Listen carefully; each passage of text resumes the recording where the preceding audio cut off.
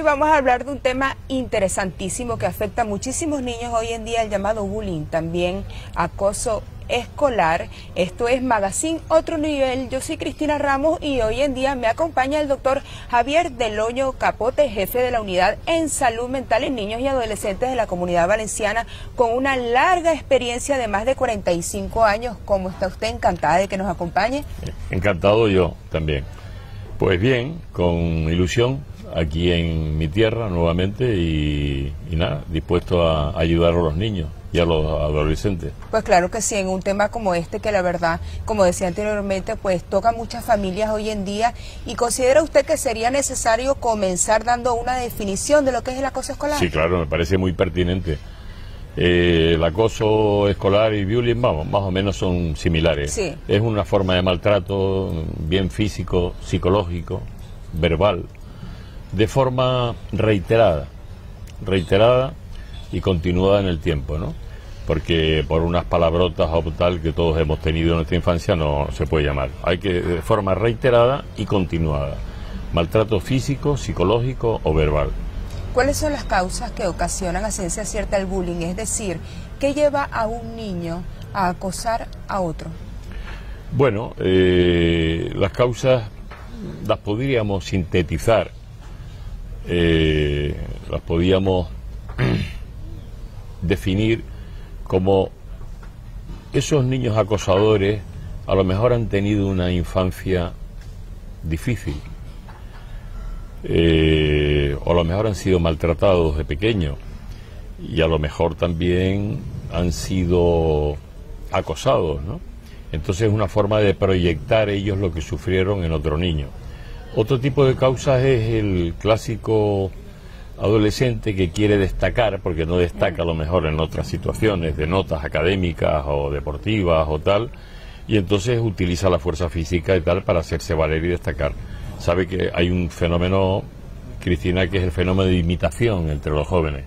Entonces eso, ellos imitan intentan al que manda, al que, ¿me entiendes? Parece que es esa agresividad sobre los demás, esa sumisión de los otros hacia él, ¿no? Esto de querer ser el líder. Sí, querer ser el líder, destacar, pero claro, líder haciendo un maltrato o un acoso me parece totalmente patológico, claro, me parece de enfermar. Y otros niños también como causa, estos maltratadores, también no es menos cierto que han sufrido a lo mejor algún tipo de acoso sexual, y entonces también hay un maltrato a veces sexual, no solo desde el punto de vista de tocamientos y de recriminar a niños homosexuales que tienen todo el derecho del mundo, porque es normal, o niñas. Entonces pues ellos pues intentan reproducir de otra forma esa violencia contra esa gente, ¿no? Es decir, que entiendo que muchas veces el acosador resulta realmente siendo la víctima quizás de problemas familiares, bien sea económico, Correcto. de desorden familiar, de maltrato. Correcto. Eso que dice Cristina es importante, porque nosotros siempre decimos a los profesionales que hay que tratar tanto al acosado como al acosador. Sí, claro, porque algún problema tiene que haber. Claro, hay problemas. Fundamentalmente, a mí no me gustan mucho las estadísticas en esto de la salud mental, pero un 80% tiene, o 70 o 80% tiene problemas emocionales, de esos que hemos hablado de causas anteriores, ¿no? Ahora, importante saber cuáles son los síntomas que denotan que un niño o un adolescente está padeciendo bullying. Bien, hay un listado, por así decir, unos síntomas que son más acusados que otros, pero, por ejemplo, niños que cambian de comportamiento o de conducta o de personalidad que tenían hasta ese momento, bueno, rápidamente, ¿no? Al mismo tiempo, no es menos cierto que también hay problemas del sueño, problemas de aislamiento, se aíslan socialmente, faltan a clase porque no quieren enfrentarse al acosador, descenso del rendimiento escolar, en fin, hay muchísimos, crisis de ansiedad.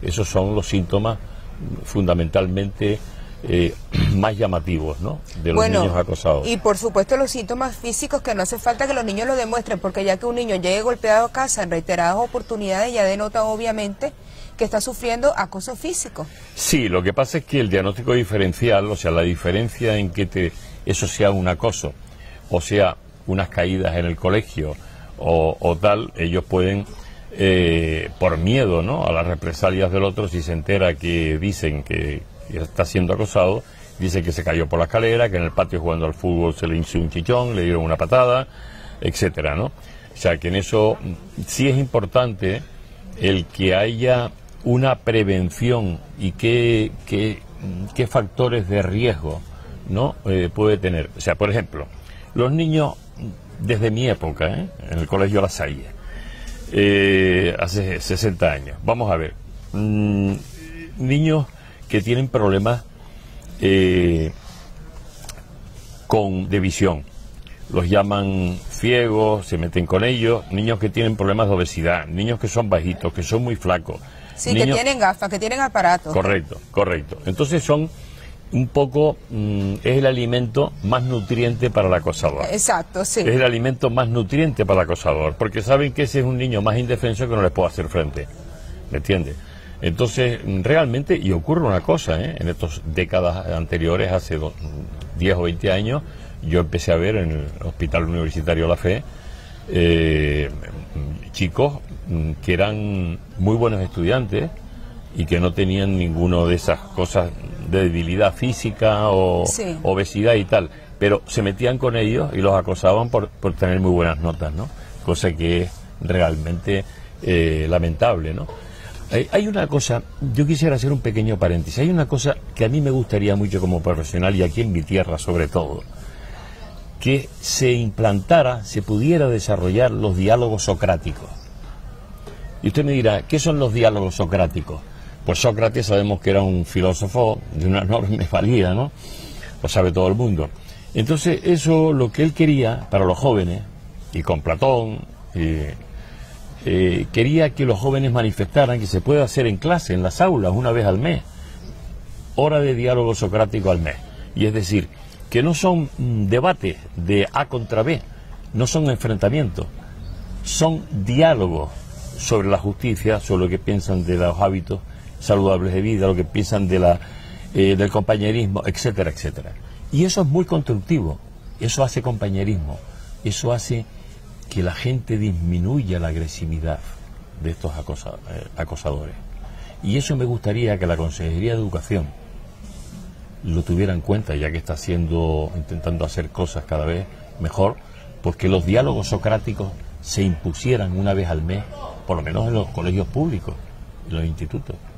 Claro, en todos los colegios, porque realmente en todos los colegios se da esta situación. Claro, claro. Y en base a eso, y hablando de educación, yo me voy a esta pregunta. Los profesores o los colegios, vamos a hablarlo en general, tienen la obligación de estar pendientes, de reportar cuando saben o tienen conocimiento de que hay casos de bullying en el colegio. Es decir, ellos tienen la obligación, además de hacer su trabajo, también notificar que hay casos de bullying. Hombre, yo en los profesores, en líneas generales, es la parte profesión, de su trabajo. es la profesión que yo casi más admiro, O sea, decía Alejandro Magno, el gran Alejandro, que admiraba más casi a su tutor, que era Aristóteles, que a su padre. Su padre le dio la vida, pero Aristóteles le enseñó a vivir, ¿no? Yo tengo un respeto y una admiración por los profesores casi en general. Lo que ocurre, Cristina, es que a veces se sienten dificultados en la percepción de esas cosas, porque ellos no son técnicos de salud mental. Y en segundo lugar, pues a veces dicen, bueno, puede ser de la dirección del centro, de algún centro, como ocurre, que digan, no, mira, esto hay que verlo de forma continuada, tú sigue tomando nota y tal, y eso se diluye. Porque a veces yo veo en televisión y en los medios que dicen acosos y tal y cual, bullying, se produce tal y cual, intento de suicidio, ¿no?, que a veces llegan. Se ha activado el protocolo. Dicen, se ha activado el protocolo. A mí eso me hace mucha gracia, porque cuando se activó el protocolo a veces llevan 5 o 6 meses de padecimiento el niño, claro, tragándoselo. Sí. Por eso tiene que haber síntomas, vamos a ver, tiene que haber una prevención, tiene que haber profesionales de la salud mental en los colegios, en todos, 1 o 2, psicólogos, psiquiatras. O sea, porque esto es importantísimo. Mire, solo 10 segundos. En Cataluña, en Girona, un amigo mío ya fallecido, hizo una experiencia piloto de poner unidad de atención al adolescente. Ahí nadie se enteraba si era que tenía unos granos en la cara, que quería consultar, que se quería consultar por la menstruación a lo mejor de una chica, cuando le venía, cuando no, o si había sufrido un bullying o una cosa. Y esa unidad de atención al adolescente funcionó de maravilla, porque nadie veía, bueno, a lo mejor va a pesarse, a lo mejor va a ver las hormonas, y entonces, y entre otras cosas, el bullying, el acoso. Ahí el psiquiatra infanto-juvenil tiene mucho que decir. Y eso no cuesta tanto. Es decir, 2 días por semana ir a un colegio, sí, estar 3 horas. Y que los niños dispongan de esa atención, claro. Claro, es muy directo, porque así hacemos la cosa mucho más profesionalizada.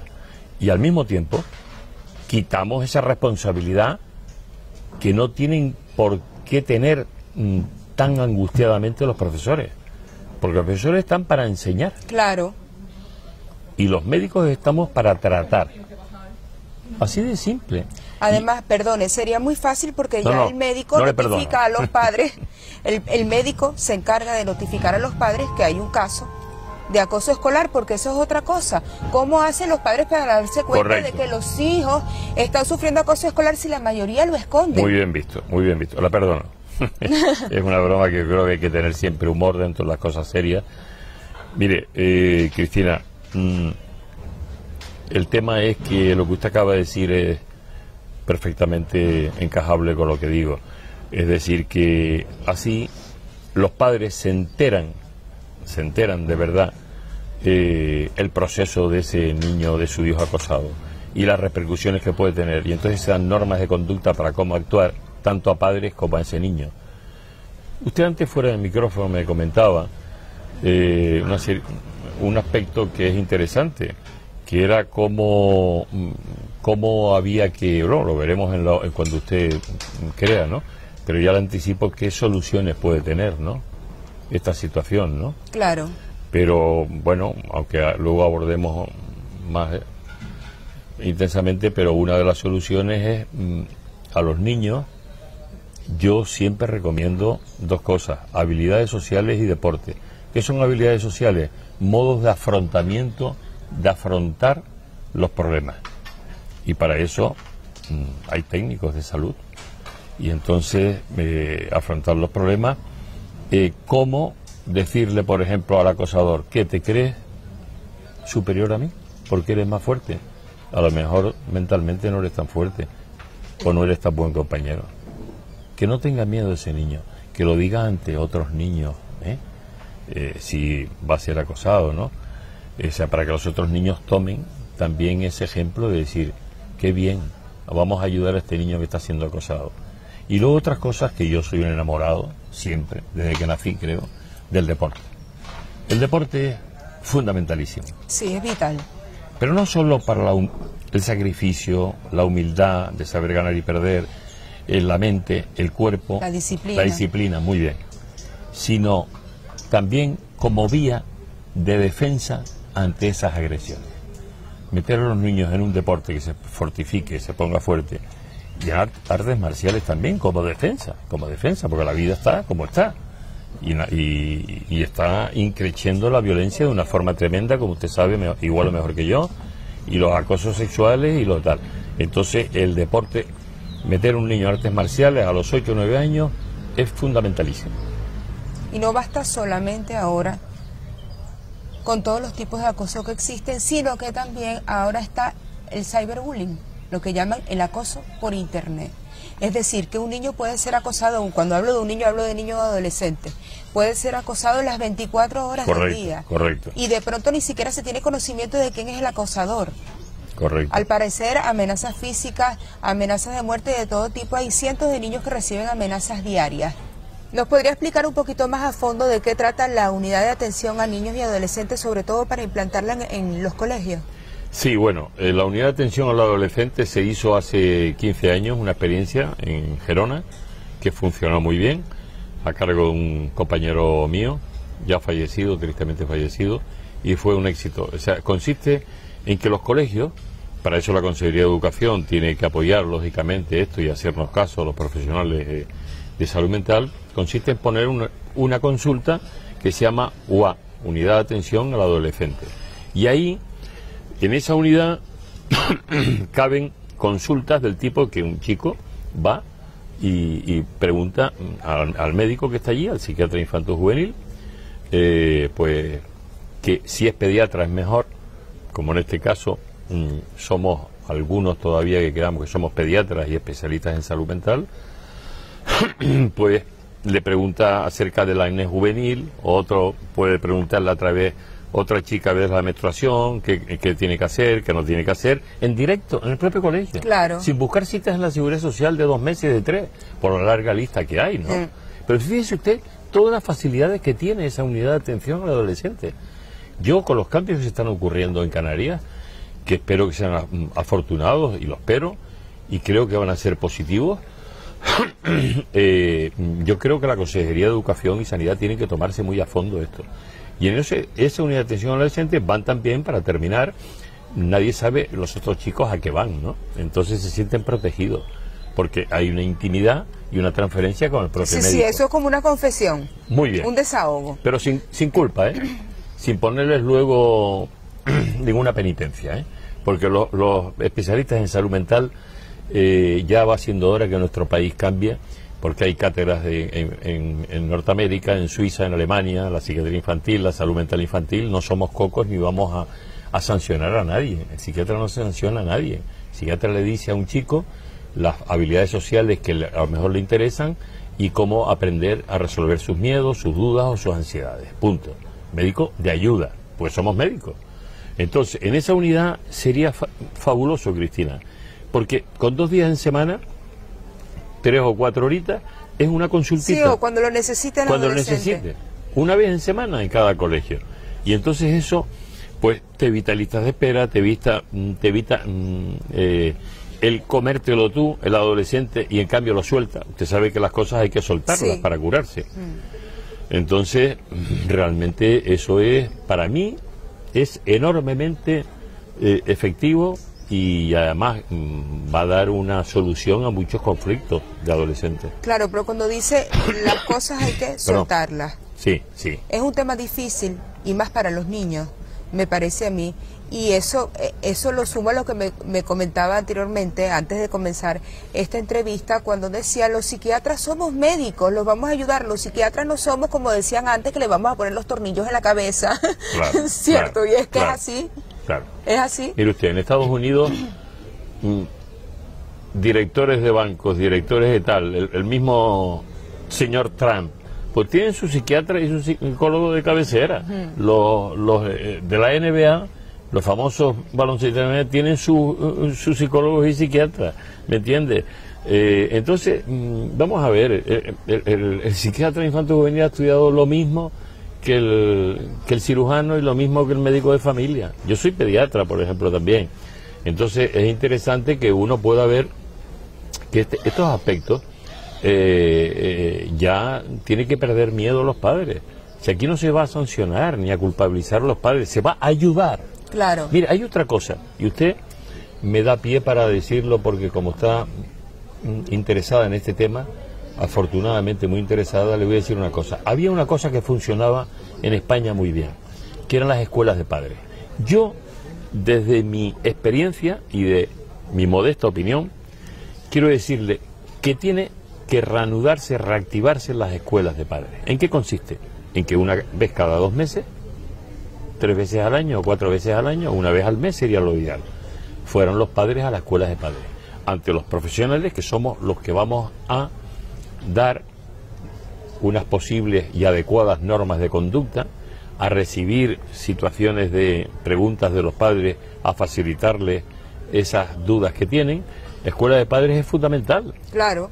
Es fundamental porque se sienten protegidos, se sienten avalados por el profesional, y esto la Consejería de Educación debía reactivarlo. Esto dio unos resultados fantásticos, ¿eh?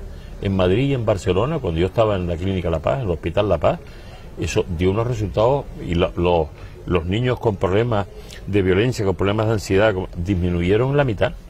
No, y no solamente uno sentirse protegido como padre, sino que cuántas veces sucede que uno dice, lo estoy haciendo bien, correcto, lo estoy haciendo mal, correcto, ¿qué estoy haciendo? Correcto. Entonces dice, bueno, a la buena de Dios. Usted me está facilitando la entrevista. Mire, es que nosotros, una de las cosas fundamentales es la desculpabilización a los padres. Eso no significa no decirles desde nuestro punto de vista profesional lo que deben de hacer, no lo que tienen, lo que deben de hacer, guiarlo. Porque en ese barco, mire usted, si vamos en un barco, o en una canoa, o un kayak, ahí me gusta mucho remar, ahora ya no remo, pero me gustaba, y uno va para una parte y otro va para otra, entonces estamos mal. Encallamos.